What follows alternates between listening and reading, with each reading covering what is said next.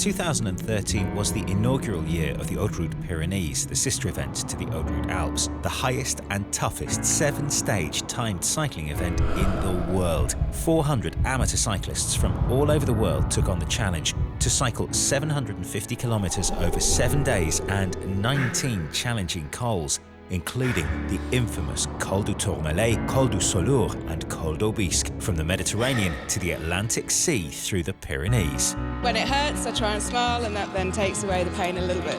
I'm from Australia. Our highest peak's 2,000 metres. To be able to come to Europe and ride the Tourmalet and tick all the bucket list climbs is a once-in-a-lifetime thing. It's just awesome.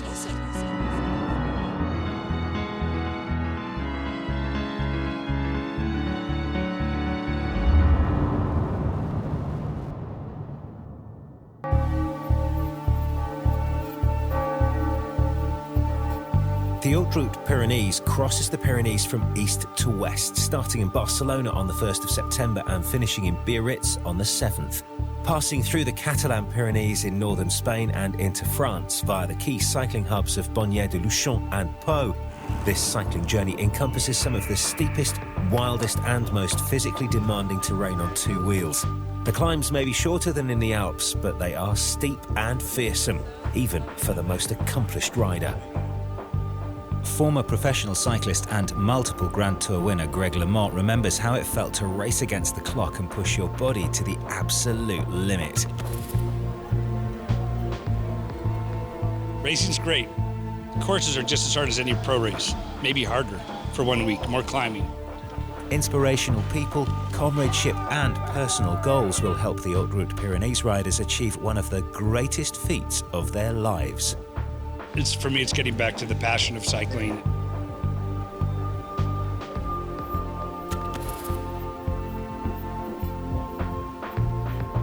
I represent something called Ride for a Reason, because everybody's got a reason to ride. Passion and a relentless will to live was no doubt one of the reasons why British rider James Golding, having been given only a 5% chance of surviving cancer, beat the odds. The roads were familiar, but the human stories weren't. Across the sport of cycling, there is always an unspoken mutual respect that brings the riders together. But for Greg LeMond, riding with Christian Etich, an Haute Route iron rider who lost an arm and leg in a motoring accident, it was especially poignant. Incredible inspiration, and I was talking to him out of the car and not even out of breath, so I was blown away. Pourquoi adorer le cyclisme? Pour moi, le vélo, c'est une école de vie. Puis j'adore ça, quoi. Donc j'aime bien rouler, j'adore la montagne, c'est pour ça que je suis ici. C'est vrai que toutes mes épreuves que je fais, c'est que en montagne. Et puis ouais, le cyclisme, c'est une école de vie, hein, donc, et moi, ça me permet de mettre mon handicap en avant, quoi. Donc voilà, quoi. Stage 1 unlocks the gateway to the mountains. Day 1 is a short 85-kilometre stage to Le Saut d'Orgueil. But for those riders who thought they were in for a gentle introduction, they were soon met with the reality of riding in the Pyrenees, taking on 3 cols and 2,300 metres of ascent. The training was over and the suffering had officially begun.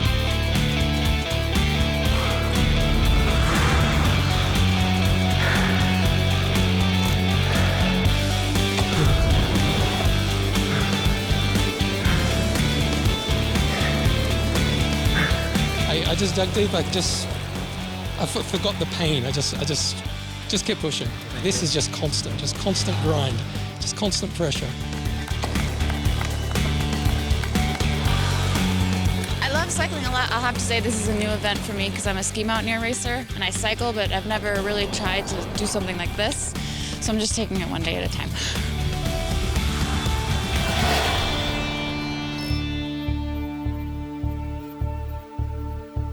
Stage 2 of the Haute Route Pyrenees saw the riders cover 120 kilometres over the Puerto de la Bonegua at 2,072 metres above sea level. A classic day for the Spanish cyclists as they went up and over Spain's second biggest ski area to the summit of Plan de Beret. The majority of riders are amateurs who have a passion for cycling. while some of the participants are accomplished athletes who decided to take on a new challenge. Je pense que c'est un défi c'est un défi incroyable, la Haute Route. C'est un enchaînement de 7 jours, 20 000 mètres de dénivelé positif. C'est le défi avant tout, c'est l'aventure humaine aussi, parce que c'est vraiment une ambiance particulière quand on est pendant une semaine avec les mêmes personnes, on souffre de la même façon, on a les mêmes douleurs. 400 athletes started this year's Haute Route Pyrenees Challenge. 45% of them had competed in one of the Alps events in previous years, whilst 55% are new to the experience, including some strong female riders. On se retrouve tous les jours, on fait connaissance avec ces gens-là. Et à mon avis, c'est la même motivation que ce soit les hommes ou les femmes. C'est voilà, le côté sportif, parce que l'envie d'aller au bout et de voilà, donner le maximum de soi pour y arriver. Mais c'est aussi l'ambiance qui est conviviale, qui est vraiment amicale. Quand on a connu ça, on a envie de revivre ça pendant une semaine. On est comme dans une bulle, on est comme hors du monde, et on n'a pas les soucis qu'on a habituellement. Donc là, on a juste à pédaler, et c'est un peu les vacances. Donc il y a le côté sportif, le côté humain aussi, je pense. Day 2 and the hierarchy of riders was firmly established. This is the toughest and hardest cyclosportive in the world. From steep climbs, variable weather conditions, and even with some of the most breathtaking views in the world to distract the riders, a little extra motivation is sometimes required. The Haute Route does everything they can to ensure everyone who wants to succeed does. This comes in the form of the Lanterne Rouge Fergus grant to support and motivate the riders at the back of the field. Right, so day 2 now, we start to know who the, not the victims, but who the people we're going to help, are. Oh, Lanterne Rouge really helps a lot, because he's there, he gives you encouragement, tells you how far you have to go, and it really helps you gauge your distances and how much effort you have to put out. I'm bigger than most cyclists, so it takes a little bit more effort for me to get uphill. I feel like strapping about another 40 pounds onto some of these guys. He was such a good leader. He always keeps saying, okay, we're on this gear, and we push it and stand up and drink, and he broke the last 5K into 100 meters, and then, okay, that's the pole, the next target. Don't look around, just look at that one. That made my life so much easier. It's incredible who you meet.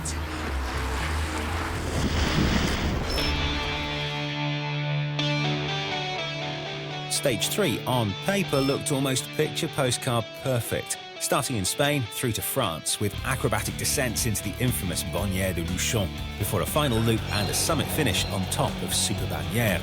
With the temperature varying by almost 20 degrees and gradients touching 15%, riders were forced out of their comfort zones. I grew up in Canada, and I know cold, and that was cold. Take it from a Canadian, that was chilly. It was very, very cold, and you couldn't move your fingers, and you couldn't, do that, because then of course you're, gonna fall off. So, but we all got through it. It's just taking each day as it comes, moment by moment. If you look at what's ahead, just look at what you've done, I think. There was lots of time for the riders to meet new people as the Haute Route Challenge clocked up even more kilometres as the course took the riders across the border. The Haute Route Pyrenees hits France. We're in France, we're in Spain.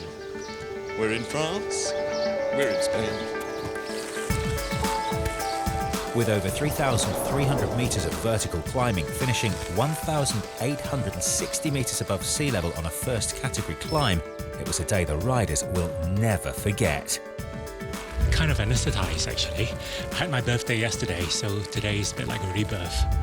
Cycling is a physical and mentally challenging sport. It's addictive, with riders driven by the fear of failure.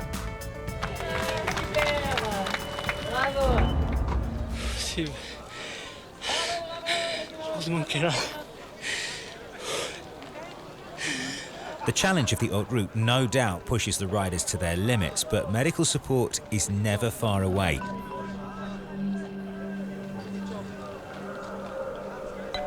And recovery is soon underway.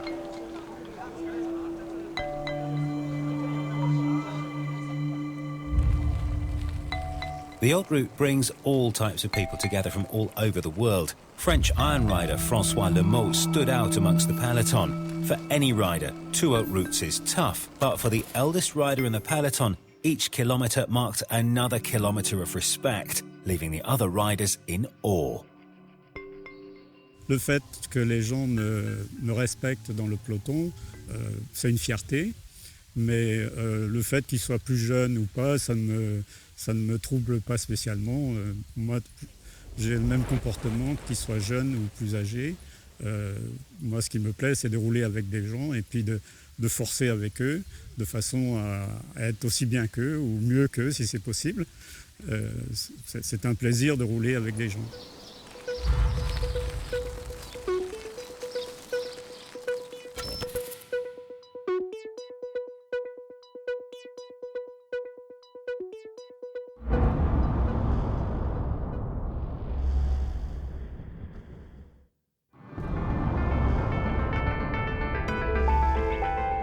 The Haute Route Pyrenees, 7 days, 7 timed stages, 750 kilometres over 19 mythical cols in a bid to ride like a pro for 1 week.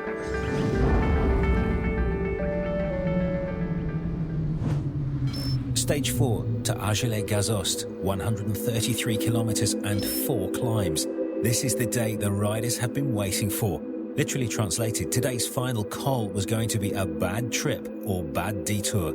This was the marathon stage of the Haute Route Pyrenees, and the riders had one objective: to reach the top of Col de Tourmalet, 2,117 metres above sea level.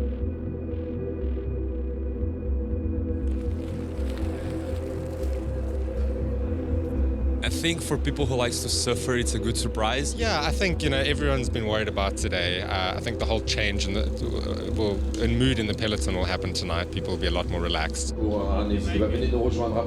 It's nothing like any races I've done at home. Outstanding. I mean, it's a life-changing experience.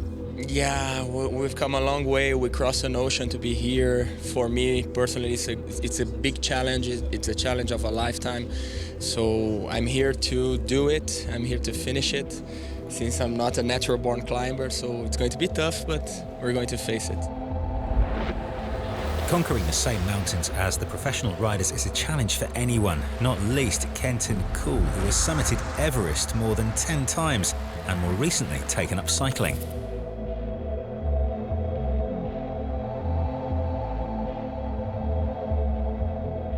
My day job, I'm essentially a professional mountaineer. I spend 6 months of the year in the Himalayas, and I suppose I specialise on Everest. I'm quite good at putting together back-to-back big days. I was in Greenland just before here, so I've not done time on the bike this year, so I'm finding it really hard. Said last year, I'm saying it again, this is harder than climbing Everest.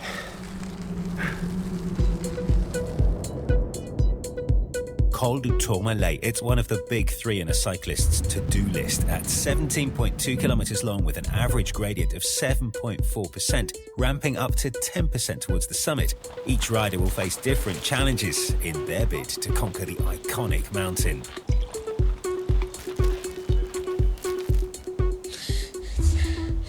Very emotional. I was thinking about them all the way. I was expecting not to start today, but we'll finish it. Thank you so much. Someone else taking on this marathon challenge was disabled rider Christian Etich, who took up cycling at age 35, proving there are no limits when you're really passionate about sport. La seule difficulté que moi j'ai quand ça monte, c'est juste pour boire comparé à un autre, quoi. Parce que moi c'est pour boire, je suis obligé de m'arrêter. Donc je suis toujours obligé de choisir un virage avec un replat. Pour pouvoir mieux, pour juste boire, je perds 3-4 secondes, mais au moins j'arrive à repartir, quoi. Parce que ou dans un col, s'il y a une petite descente ou un petit plat, là j'arrive à boire, quoi. Là j'ai pas besoin de m'arrêter, quoi. Donc voilà, aujourd'hui dans la montée, ouais, je me suis arrêté une fois pour boire parce qu'il y a eu un virage avec un petit replat, quoi. Mais sinon ça a été, quoi.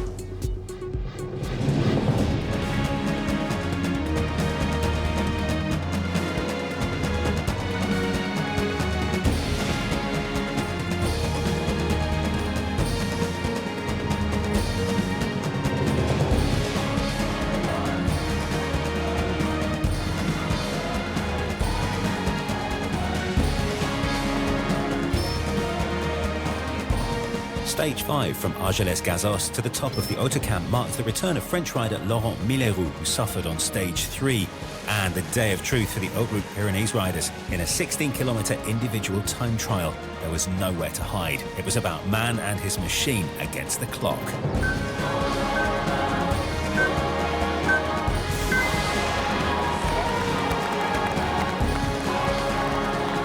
It's the truest test of a cyclist's abilities because it's just you and the machine. I'm not going to race against the clock. I'm just going to, I guess, race against myself. More than the other stage is a test of your will and your commitment.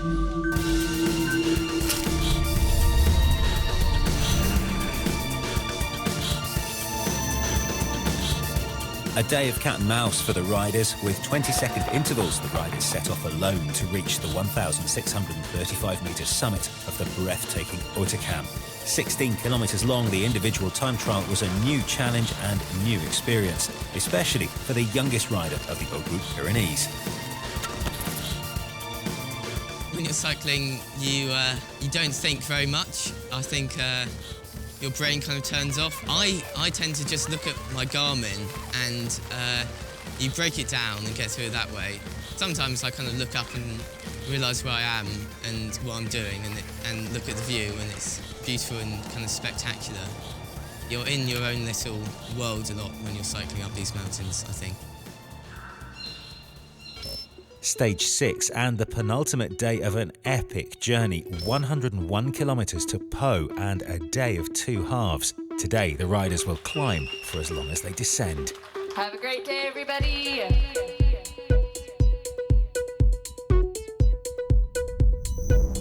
With the finish line at the forefront of a lot of the riders' minds, the realisation of what they had nearly achieved was beginning to sink in.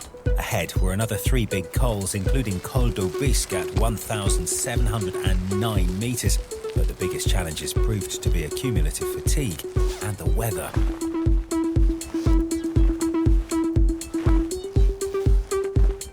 My goal is to finish within the time limits, and that in itself for me will be an amazing achievement. I'll be really happy with that. I was in the war in Congo. I was working there in the hospital, and people there, they have no future, and so I think we are very, very lucky there. It's a bit cooler. That's good for me. I'm feeling fine at the top of the second hill, so one more hill and then hopefully a big downhill.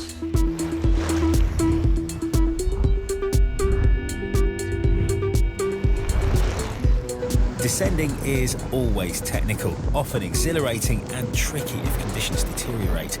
Poor visibility had a significant impact on Stage 6. For safety reasons, part of the race was neutralised, and this made for a long, cold day for Lanterne Rouge, Fergus Grant and the backmarkers within the peloton.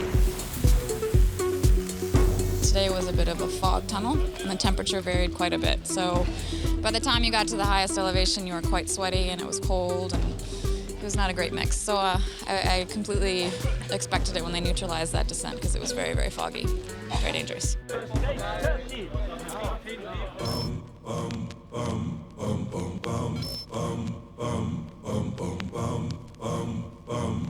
Are you tough enough already? Who said to hold it down? Stage 7, 177 kilometres. This was the last push for the 400 riders. As the thought of reaching the Atlantic Ocean was in the riders' sights, the achievement was not just a goal, but a near reality. Well, I mean, it certainly is difficult. It's extremely challenging. You get out to the first day, the adrenaline, has you going, and then second, third day, once you start getting into the middle of the week, you get tired, the legs get really heavy, and it does become an extreme challenge to keep going. I mean, you just, you find it within yourself, and, I'm doing this for the Ronin Foundation, back home in the United States, which is Kids for Cancer. So, I think of them and think of how they're going through suffering on a daily basis, and it kind of helps motivate me, to get going. I think this ride or race is just as much of a mental challenge as a physical one. The final day for the riders of the Haute Route Pyrenees is a unique experience. Their arrival in Anglet Basque Coast was rewarded with an escorted police peloton. So like the pros, they could experience their own lap of honour. There's nothing else like it. And especially in the Pyrenees, it's so enjoyable. And yes, it is the closest that us mere mortals will get to being a pro. And we don't seem to be stopping at roundabouts or red lights, and the support from people at the side of the road clapping you on, little children waving from balconies, even the gendarmerie coming past going, allez, it's so special. So we just get that little insight, that tiny insight to what it must be like being in a pro peloton. For every Haute Route cyclist, crossing the line in Anglet Basque Coast would mark a huge achievement and give the riders the opportunity to reflect on what cycling means to them. Cycling it's just brilliant. You can lose yourself for that amount of time on the bike, even if you're on your own. In fact, going out on your own is sometimes the nicest way to do it, and you can process everything which is going on in your mind, business-wise, personal-wise. Where else do we get in this day and age where it's like now, emails, telephone calls, and you can just get on the bicycle, and for that time, it's your time.